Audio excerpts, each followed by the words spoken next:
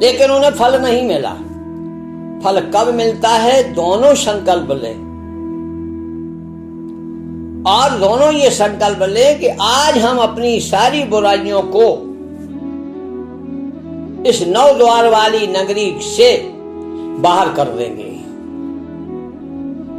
और हमारे अंदर आज जो चंद्रमा की ऊर्जा है, जो चंद्रमा के गुण हैं, चंद्रमा सहज है, सरल है, कोमल है, सुंदर है, चमकता हुआ प्रकाश देता है।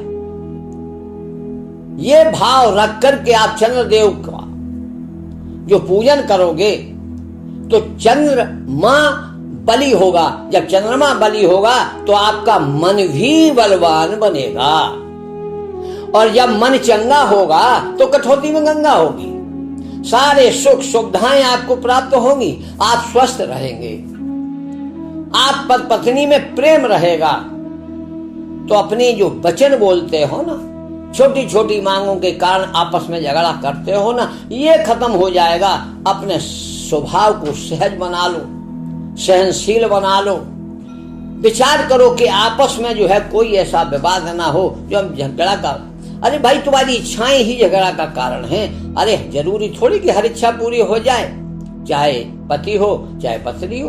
अरे हर इच्छा तो किसी की पूर्ण नहीं होती है, जो है उसमें संतोष रखो। चंद्रदेव यही सिखाते हैं। कल पूर्णिमा होगी तो परसों चंद्रदेव कम होने लगेंगे।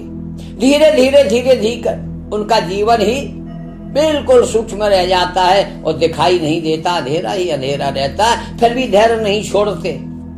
फिर कृष्ण पक्ष खत्म होता है, शुक्ल पक्ष प्रारंभ होता है, फिर वही चंद्रमा धीरे धीरे धीरे धीरे बन करके पूर्ण होता है।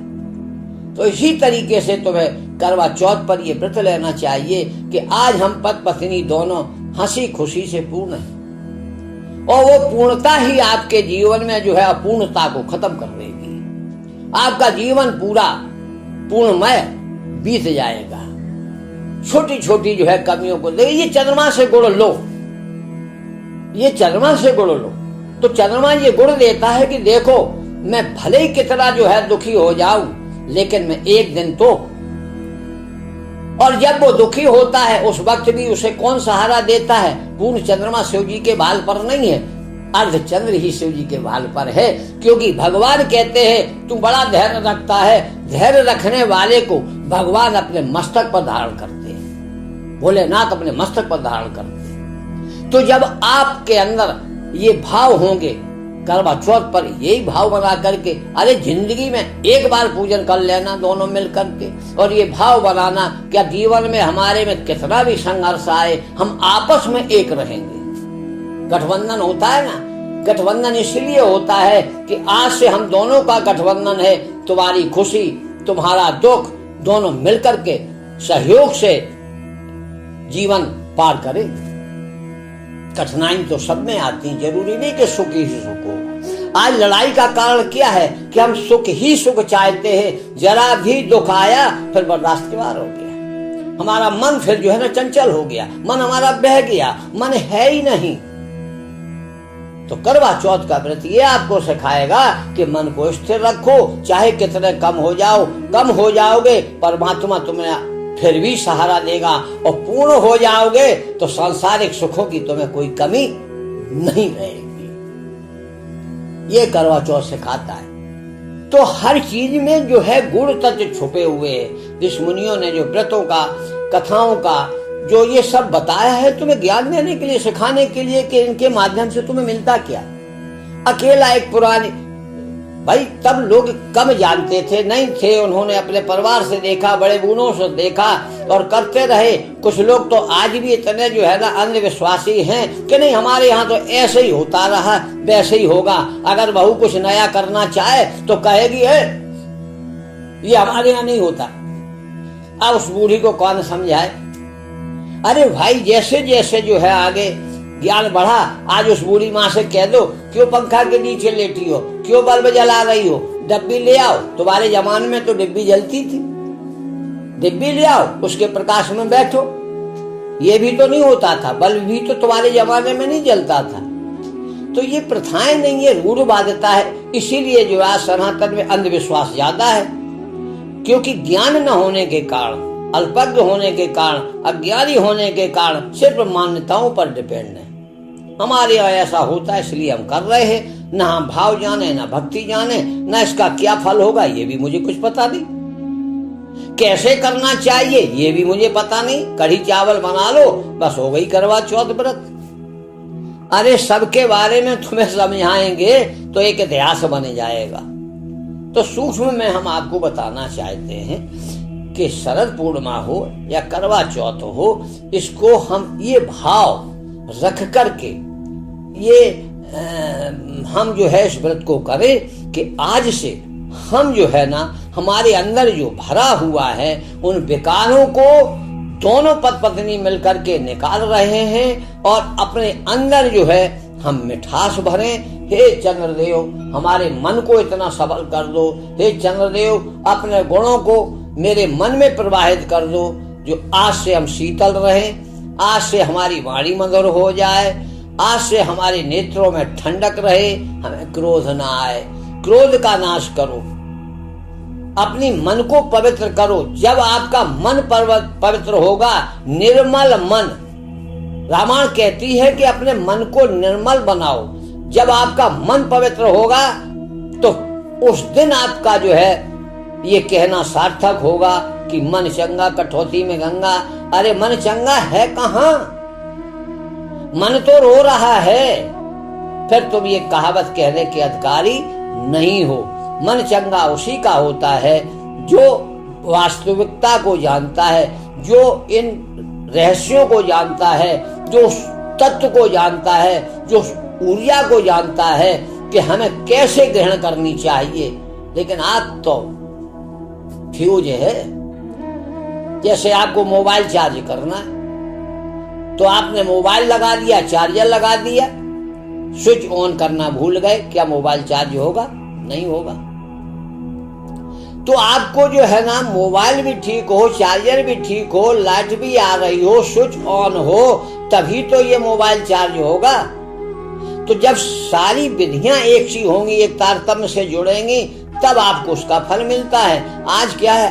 आध अधूरा ज्ञान है। हर जगह तीन चीजें, जीवन में तीन का बहुत बड़ा महत्व है। हमने अपने जीवन में सबसे 3 अगरबत्ती लगाई, लोग कहते कहीं 3 लगाई जाती। अरे आदमी भ्रम में पड़ा हुआ है, न वो 3 को जानता है, न 6 को जानता है, न 9 को जानता है। जब ज्ञान ही नहीं है कि 3 का क्या महत्व है। 3 शक्तियां ब्रह्मा विष्णु महेश, 3 देव हैं, 3 शक्तियां उमा रमा ब्रह्माणी हैं, सब 3 का खेल है। सुबह दोपहर शाम, बचपन जवानी बुढ़ापा, सब 3 का खेल है। जब 3 को जान जाओगे तो जीवन खुशियों से भर जाएगा। इसलिए 3 को जानो, बताएंगे। 6 को जानो, 9 को जानो। जो 9 को जान लेता है वही सत्य को पहचान पाएगा। जब तक आप 9 तक नहीं पहुंचोगे तब तक आपको सत्य ज्ञान प्राप्त नहीं होगा। जब आप 9 अंक पार कर लोगे, जैसे रामायण में 9 भक्तियां हैं, ऐसे जो 9 अंक है, इन अंकों को जब पार कर जाओगे वही व्यक्ति जो है मोक्ष को प्राप्त होता है। कोई 1 पे अटका है, कोई 3 पे अटका है। इसलिए 3 को भी पार करो, 6 को भी पार करो, 9 को भी पार करो, तभी उद्धार होगा, वरना इस संसार में ही फंसे रहोगे। संसार से बाहर होना है तो आपको अंतर का ब्रह्मांड और बाहर का ब्रह्मांड, यही 3 लोक है। 3 लोक में क्या है? 3 लोक 9 खंड में गुरु से बड़ा न कोई। गुरु आपको इन तीनों लोकों से पार कराता है, अंतर के ब्रह्मांड से, बाह्य जगत के ब्रह्मांड से पार करके, क्योंकि यहाँ सगुण और निर्गुण की धारा बहती है। अंतर जगत में सगुण की पूजा होती है। आप शरीरधारी हैं तो सगुण। जब आपकी आत्मा शरीर से निकल गई वो निर्गुण हो गई। तो सगुण और निर्गुण में ही पड़े हुए हो। ये सगुण और निर्गुण से अलग परमात्मा है। तो 3 और 6 ये सगुण और निर्गुण में है। सगुण और निर्गुण से परे 9वां खंड 9वें के बाद जो 10वां द्वार है वो मोक्ष का अमर द्वार है, वही अमर धाम है, वही मोक्ष का ठिकाना है। तो अगर आपको मोक्ष तक जाना है तो ये सब कर्म कांडों को, भाई एक क्लास पास करोगे दूसरी क्लास में तभी तो जाओगे जब पहली क्लास छोड़ोगे। लेकिन आप लोगों के मन में तो जो है ना ऐसे कूट कूट के भर दिए गए हैं कि नहीं नहीं नहीं ये नहीं छोड़ना है, जो हम कर रहे हैं बस यही ठीक है। तो भैया फिर वहीं बने रहो। तो ये तो पहली क्लास की पढ़ाई नहीं है, तो एजी केजी की जो है बातें हैं जो आप लोगों को बता रहे हैं। तो ये से अभी परमात्मा का कोई लेना देना नहीं है, तो हमारी जीवन की व्यवस्था है, चाहे जैसे बना लो। लेकिन अब बाहर के देवताओं को, बाहर के चंद्रदेव को तो पहचान रहे हैं, लेकिन आपके शरीर के अंदर जो चंद्रमा है जब तक वो जागृत नहीं होगा तब तक बाहरी चंद्रमा आपके जीवन में अमृत दे ही नहीं सकता। चाहे रात भर रखे रहना खीर छत पे, आपको अमृत नहीं मिलेगा। आपको अमृत आपका चंद्रमा ही देगा, आपका मन ही देगा। यदि आपका मन अमृत है, मन शांत है, मन शीतल है, तो आपका जीवन अमृत से भर जाएगा। इसलिए आप सब लोगों से निवेदन है कि कोई भी कर्म करे तो ज्ञान के करें, भाव से करें। भाव ही प्रधान है। आप लोग सब पढ़ा होगा भाव के भूखे हैं भगवान, लेकिन आपका भाव कहां सही है? आप कर्म तो कर रहे हो लेकिन भाव बिगड़ा हुआ है, और बिगड़ा हुआ जब भाव है तो फल नहीं मिलेगा। इसलिए हम कहते हैं कर्म करने के पहले अपने आप को सुधारो, पहले अपने में सुधार लाओ, फिर अपने को जानो, फिर परमात्मा को जान पाओगे। जो अपने को ही नहीं सुधार पाया, जो अपने ही को नहीं जान पाया, और वो भगवान के पीछे पड़ा है, भगवान मिल जाए, भगवान मिलने वाला नहीं है, क्योंकि तुम जहां ढूंढ रहे हो वहां वो है ही नहीं, क्योंकि तुम्हारा भाव गलत है। और जिस दिन तुम्हारा भाव शुद्ध हो जाएगा फिर तुम्हें ढूंढने की जरूरत नहीं है, क्योंकि वो यत्र तत्र सर्वत्र है। अभी भी वो आपके पास है। मर जाओगे तब भी तुम्हारे पास होगा, राख बन जाओगे तब भी तुम्हारे पास होगा, तुम्हारे घर में भी तुम्हारे साथ है, और कहीं भी चले जाओ ब्रह्मांड में, पूरे ब्रह्मांड में, वहां भी वो तुम्हारे ही साथ है। लेकिन तुम पहचानते नहीं, तुम जानते नहीं हो, इसलिए उसे अपने से दूर मानते हो। सबसे अगर कोई नजदीक आपके है तो वो है परमात्मा। आपसे भी ज्यादा आपके नजदीक आपका परमात्मा है, ये समझ लो। इसलिए परमात्मा को ढूंढने की आवश्यकता नहीं है, जानने की आवश्यकता है और मानने की आवश्यकता है। और ये ज्ञान तुम तभी समझ पाओगे। अब साईं अरुण जी का वीडियो जो लोग सुन रहे हैं उनको समझ में आ गया, उन्हें तो पता चलता है कि भगवान कई बार नहीं, भगवान उन्हें हर जगह दिखाई दे रहा है, और जिसे हर जगह भगवान दिखाई दे वही तो संत है। तुलसीदास जी संत हुए, सिया राम में सब जग ज्ञानी, करो प्रणाम जोर युग पानी, फिर भी शांति नहीं मिली। तो कह दिया जड़ चेतन जग जीव जत सकल राममय ज्ञान, सबके मनो पद कमल सदा जोर कर पार। उन्होंने सब में जब उस परमात्मा को देख लिया, सुंदर जब ये भाव बन गया, वो जान गए, तो फिर उन्होंने आगे लिखा, ये जाने ते दे जनाई, और जाना तुम्हें हो जाई। जो जान जाएगा फिर तो उसमें और परमात्मा में, यानी संत में और भगवान में कोई अंतर नहीं रहता है। संत और भगवान में कोई अंतर नहीं रहता है। कब?